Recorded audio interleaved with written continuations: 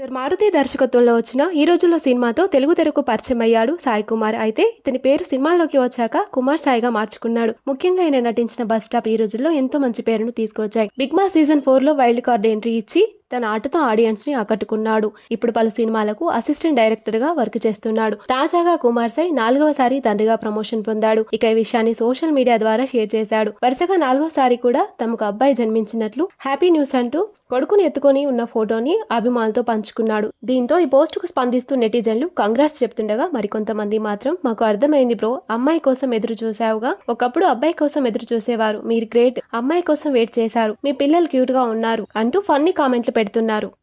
కుమార్ సాయి నటనతో పాటు రైటర్ గా, అసిస్టెంట్ డైరెక్టర్ గా కూడా పలు చిత్రాలకి పనిచేస్తున్నాడు. ఇక పాన్ ఇండియా స్టార్ ప్రభాస్ నటిస్తున్న ది రాజాసాబ్ సినిమాకి కూడా తాను వర్క్ చేస్తున్నట్లు ఇటీవలే కుమార్ సాయి ప్రకటించిన విషయం తెలిసిందే.